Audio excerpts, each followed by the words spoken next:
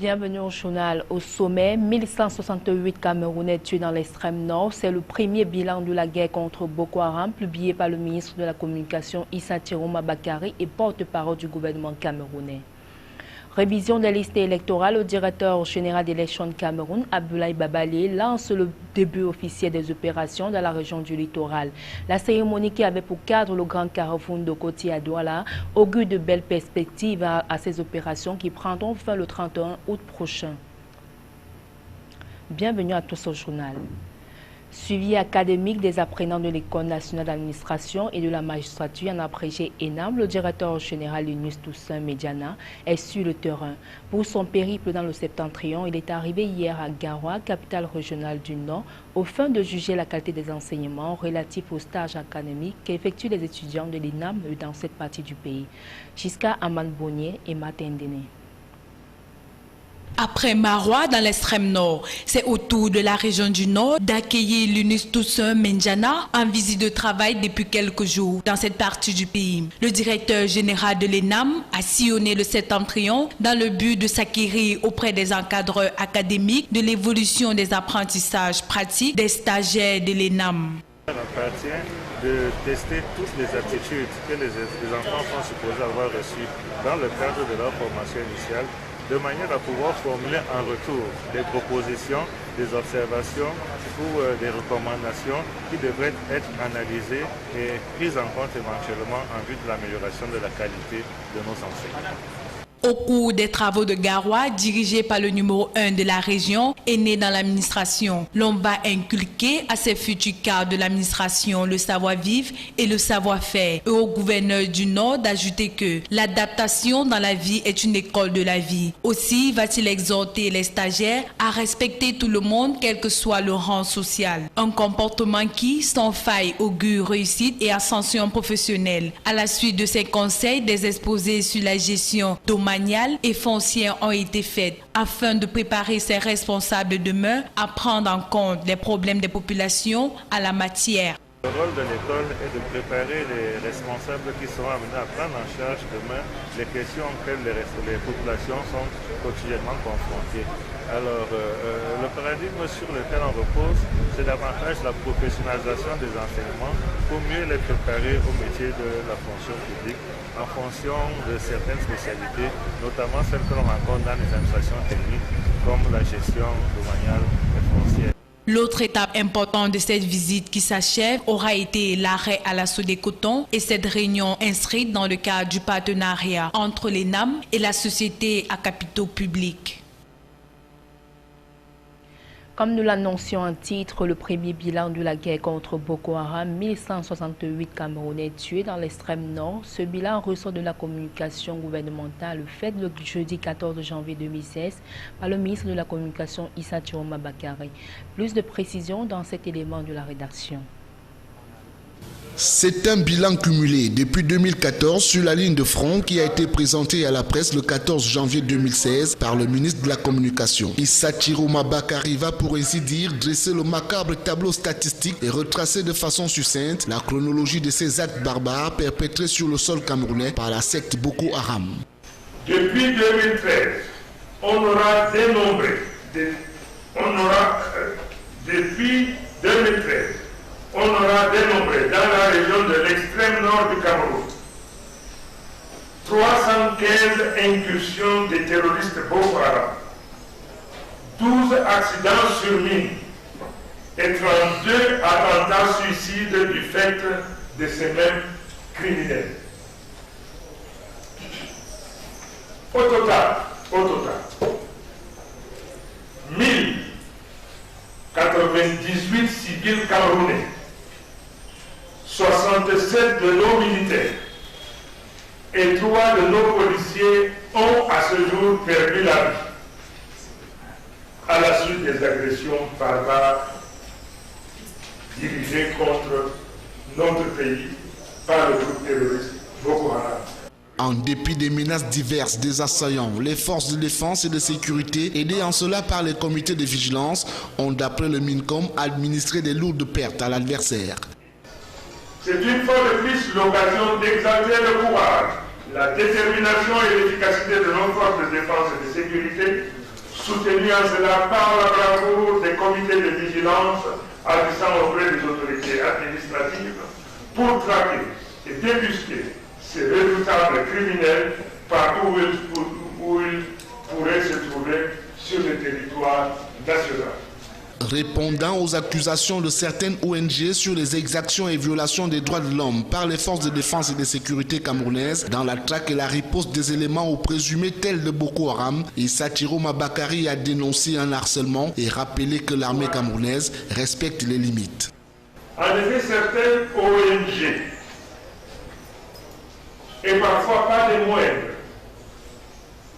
intervenant en matière de défense des droits de l'homme, semble avoir choisi depuis un certain temps d'attaquer le Cameroun par des accusations tout aussi grossières que fallacieuses sur des actes qu'elle considère comme constituant de graves violations du droit international humanitaire et des droits humains, et dont nos militaires et policiers seraient les auteurs dans le combat qu'ils mènent contre Boko Haram. Loin de se laisser perturber par de telles agitations, voire de tels acharnements, Issa Chiroma annonce pour les prochains jours une vaste campagne médiatique à l'échelle nationale et internationale pour communiquer sur la guerre. Toujours dans le même sillage sécuritaire, pour relever que l'École internationale des forces de sécurité a organisé un colloque international à Yaoundé. Le thème de ces assises est interroger la gouvernance globale face à la montée de l'extrémisme en Afrique médiane. Le point avec Donna Ayusoa.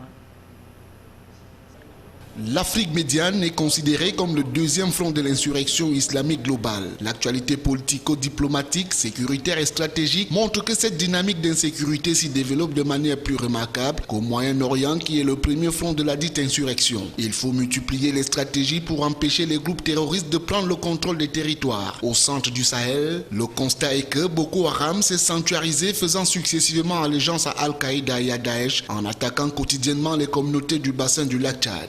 Fidèle à ses missions de recherche et de formation pour le maintien de la paix, l'École internationale des forces de sécurité, l'EIFORCE, en partenariat avec le Centre africain de la formation et de la recherche administrative pour le développement et l'African Capacity Building Foundation, a axé les travaux de son 3e colloque international sur le thème « Quelle gouvernance globale face à la montée de l'extrémisme en Afrique médiane ».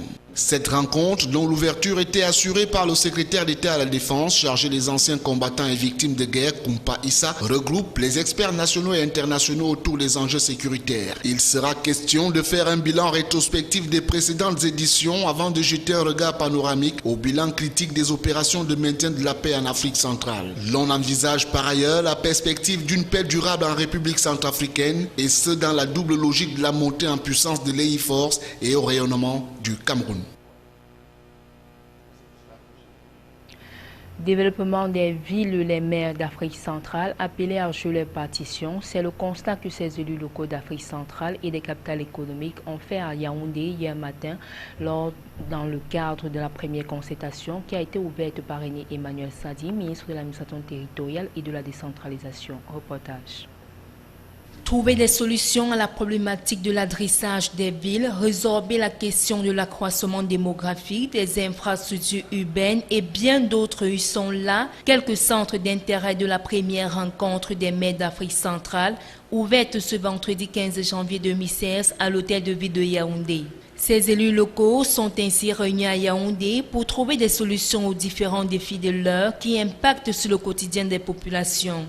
Avec l'appui des partenaires comme l'Union européenne qui accorde une place de choix au développement local, nul doute que l'autonomie financière souhaitée par cette institution à l'ère de la décentralisation sera une réalité. Nous sommes extrêmement heureux de cette première réunion ici à Yaoundé, donc des maires francophones de la CEMAC, car en effet pour nous le développement local et la décentralisation sont des axes pour le développement effectif, inclusif et durable donc des pays et donc de vos nations ici, en particulier en Afrique centrale.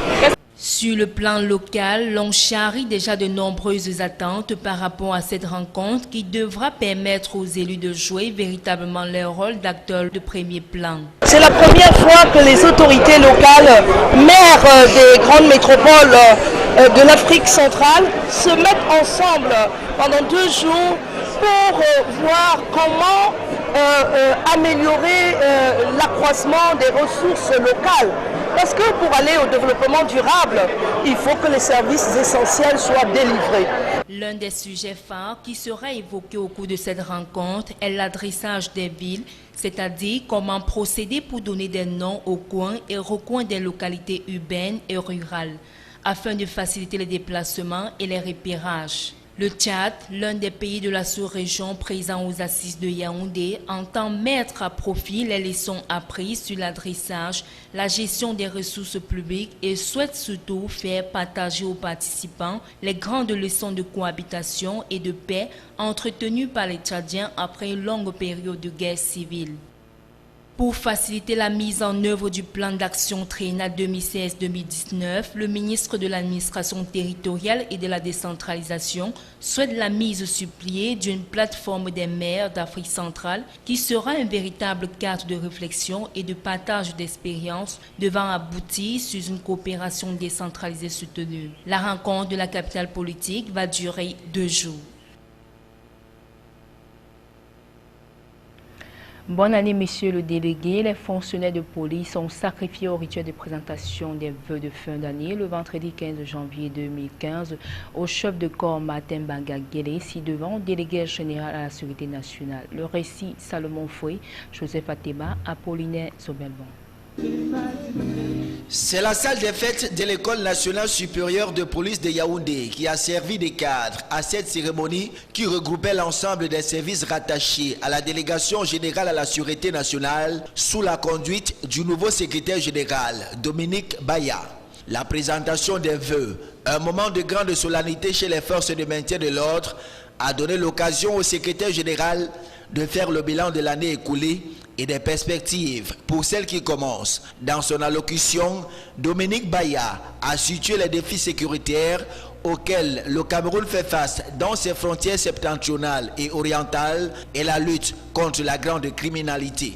Dans le cadre de la lutte contre la grande criminalité, le bilan de la police camerounaise affiche le démantèlement de plusieurs gangs redoutables avec pour corollaire la saisie de 49 armes de guerre, 18 de chasse, 26 de fabrication artisanale, 13 pistolets factices et plus de 2000 munitions.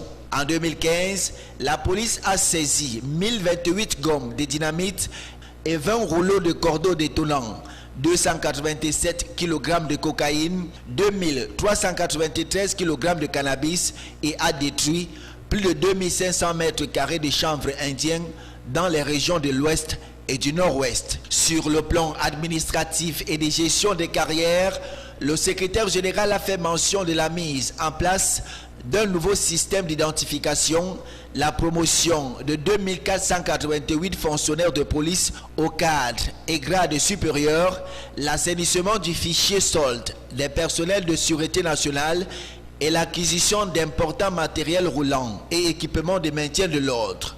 Au plan disciplinaire, 407 sanctions ont été infligées aux policiers et 198 fonctionnaires de police traduits au conseil de discipline. Au registre des doléances, la construction des casernes pour les fonctionnaires de police et la construction d'un hôpital de police en constituaient le menu.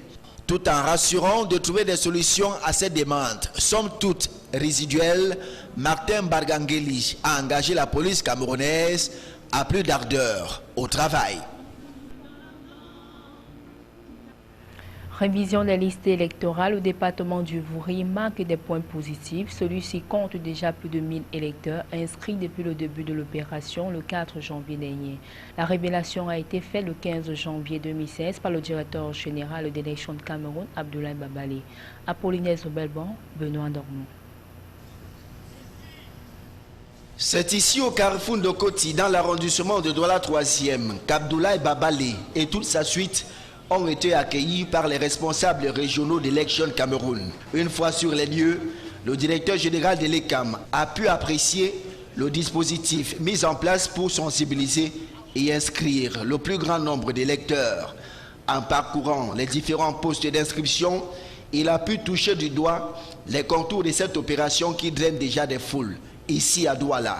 Il y a un des arrondissements, parmi les 6 arrondissements de Douala, un depuis ce matin jusqu'à maintenant a enregistré 36 électeurs.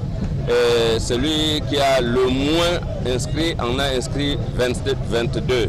Cela signifie qu'à Douala, dans l'ensemble, puisque nous avons réuni tous les 6 arrondissements de la capitale économique de notre pays, à Douala, maintenant, la population a bien compris l'intérêt de s'inscrire pour jouir pleinement de ses droits civiques et procéder au choix, le moment venu, soit des conseillers municipaux, soit des députés à l'Assemblée nationale, soit des sénateurs pour ceux qui en ont la possibilité, soit du président de la République, chef de l'État. Quelques semaines seulement après le lancement du processus, le département du Vouri à lui seul a déjà réalisé le chiffre de 1350 inscrits. Toute chose qui donne satisfaction au directeur général d'Election Cameroun qui a encouragé les autres départements à suivre cet exemple.